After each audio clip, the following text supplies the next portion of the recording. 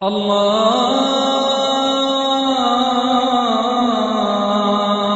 أكبر الله أكبر الله أكبر الله أكبر। এরপরে কঠিন বিপদে যখন বিশ্বনবী পড়তেন তখন কি করতেন?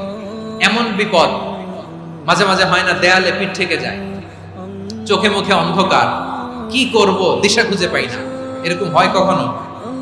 বিশ্বনবী এরকম কঠিন বিপদে পড়েছেন জীবনের কিছু কিছু মুহূর্তে। ওই মুহূর্তে বিশ্বনবী স্পেশাল দুইটা দোয়া পড়তেন। এই দোয়াগুলো আপনাদেরকে জানিয়ে দেয়। বিশ্বনবী বলেন, কঠিনতম বিপদে যখন পড়বা, দেয়ালে পিঠ থেকে যায়, চোখে মুখে অন্ধকার, বাঁচার কোনো উপায় নাই, তখন পড়বা লা ইলাহা ইল্লা আনতা সুবহানাকা ইন্নী কুনতু মিনাজ জালিমিন। আল্লাহ, তুমি ছাড়া কোনো ইলাহ নাই, তুমি পবিত্র, নিশ্চয় আমি জালিমদের অন্তর্ভুক্ত। সুবহানাল্লাহ বলেন। এই দোয়া সাইয়েদনা ইউনূস আলাইহিস সালাম পড়েছিলেন যখন মাছের পেটে ছিলেন। এবং অনেক মুফাসসিরিন একরাম বলেছেন, অনেক আহলুল ইলমরা বলেছেন, এটা হচ্ছে ইসমে আজম। ইসমে আজম এমন দোয়া যেটা দিয়ে দোয়া করলে আল্লাহ দোয়া কবুল করে। কিন্তু এটা কোনটা, এটা নিয়ে ইখতিলাফ আছে।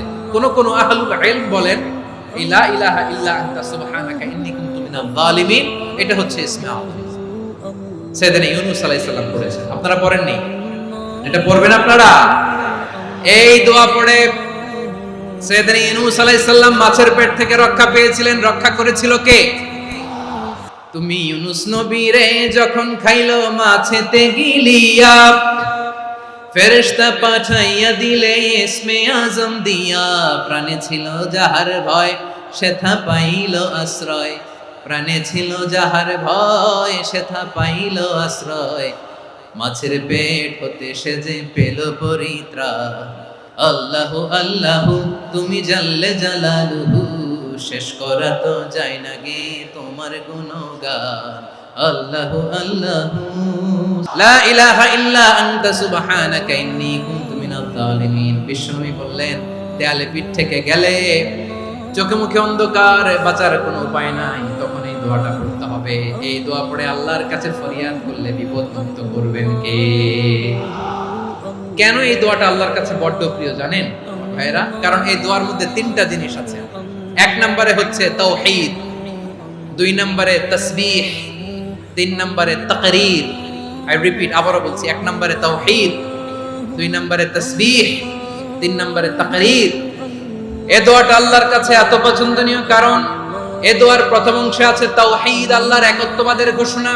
লা ইলাহা ইল্লা আনতা, ও আল্লাহ আপনি ছাড়া কোনো ইলাহ নাই, উপাস্য নাই, এই কথা বললে আল্লাহ বড় খুশি হয়ে যায়। সুবহানাল্লাহ পড়েন। এই দোয়ার দ্বিতীয় অংশে আছে তাসবিহ, মানে আল্লাহর প্রশংসা, প্রশংসা সূচক বাণী। সুবহানাক সুবহানাক সুবহানাক, ও আল্লাহ আমি আপনার পবিত্রতা ঘোষণা করছি। সুবহানাক, এই কথা শুনলেও আল্লাহ খুশি হয়ে যায়। সুবহানাল্লাহ পড়েন। এই দোয়ার তৃতীয় অংশে আছে তাকরীর, তাকরীর মানে পাপের স্বীকৃতি। তাকরীর মানে কি? তাকরীর মানে পাপের স্বীকৃতি। এই দোয়ার তৃতীয় অংশে আছে ইন্নী কুনতু মিনাজ জালিমিন, ও আল্লাহ আমি জালিমদের অন্তর্ভুক্ত। আল্লাহ আল্লাহ আমি জালেম, আল্লাহ আমি ভুল করেছি, অন্যায় করেছি, আল্লাহ আমি জালেমদের অন্তর্ভুক্ত। এই পাপের স্বীকৃতি, অ্যাকনোলেজমেন্ট আল্লাহ বড় পছন্দ করে। যখন আল্লাহর কাছে আপনি ছোট হবেন, ছোট হতে হতে যত ছোট হবেন, ওই দৃশ্যটা দেখতে আল্লাহ বড় পছন্দ করে। সুবহানাল্লাহ বলে। তিন নম্বর অংশ ইন্নী কুনতু মিনাজ জালিমিন, আল্লাহ আমি জালেমদের অন্তর্ভুক্ত।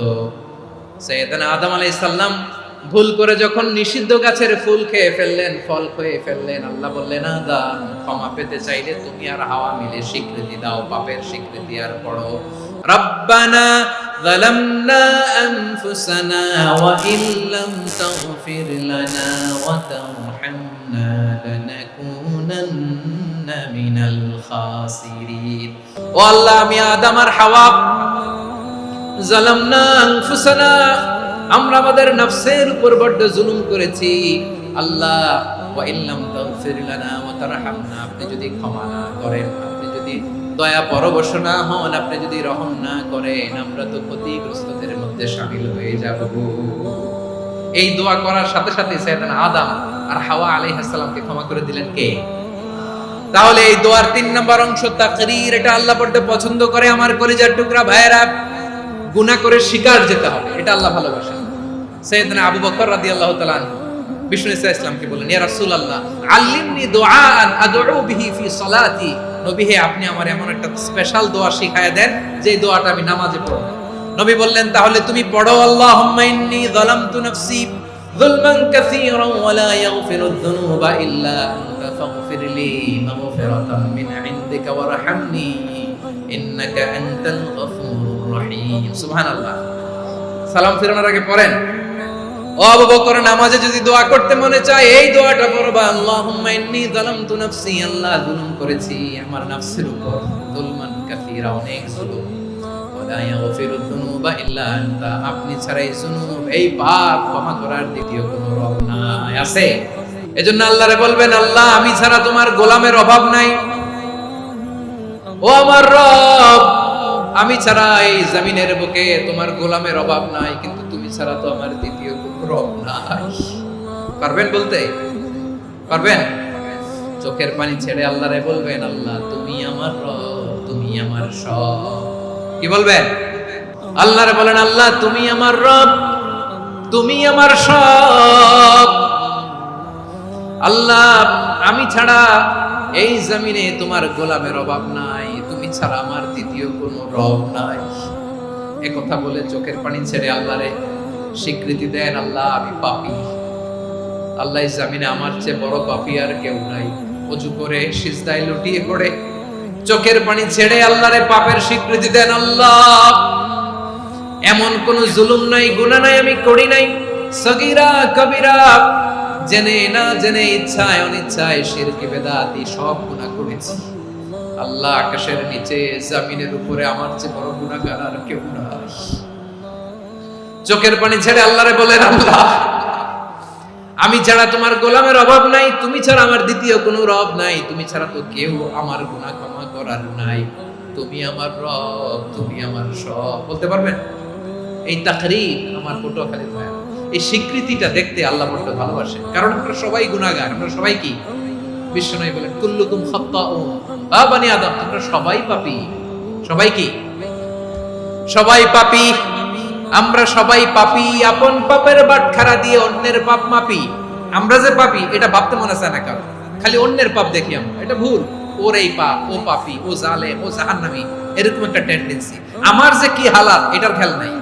খেয়াল করতে হবে যে আমি সবচেয়ে বড় পাপী, ঠিক কিনা বলেন? পাপ করি নাই এমন কেউ আছি? হ্যাঁ আছি, আছি। কেউ না জানলেও জানে কে আমার পাপের ঘটনা? পৃথিবী না জানুক আমি তো জানি আমি কি পাপ করেছি। হায় ও আমার কলিজার টুকরা ভাইরা, মাথাটাকে নিচু করে জীবনের সব গুনার ফিরিস্তিগুলো একটা একটা করে স্বীকার করে আল্লাহরে বলেন, আল্লাহ আমি পাপী, আল্লাহ আমার চেয়ে বড় পাপী এই দুনিয়াতে কেউ নাই, আকাশের নিচে জমিনের উপরে আমার চেয়ে বড় পাপী কেউ নাই। একটা একটা করে আল্লাহ স্বীকার করি আমি পাপী, সব পাপের স্বীকৃতি দিলাম। পৃথিবী না জানুক আমি তো জানি আমি কি পাপ করেছি। হায় আমার পাপের করলে বিচার, বাঁচার আমার নাই উপায়। দয়াময় তুমি মাফ করো আমায়, মাফ করো আমায়। আল্লাহ তাআলা যদি দয়া করে আমাদেরকে মাফ না করে, আমাদের বাঁচার কোনো উপায় নাই। আপনি কি ভেবেছেন আপনার নামাজ দিয়ে আপনি জান্নাতে যাবেন? আপনি তাহাজ্জুদ গুজার, সেজদা দিতে দিতে কপালে দাগ ফেলেছেন, এটা আপনারা জান্নাতে নেবে না। আপনি এলাকার সবচেয়ে বড় হাতেম তাই দানশীল, এই দানের ভরসায় বসে আছেন, কুশিন কালো। আমাদের নামাজ, আমাদের রোজা, আমাদের ইবাদত, এগুলোকে মিজানের পাল্লায় উঠালে কোনো ওজনই হবে না।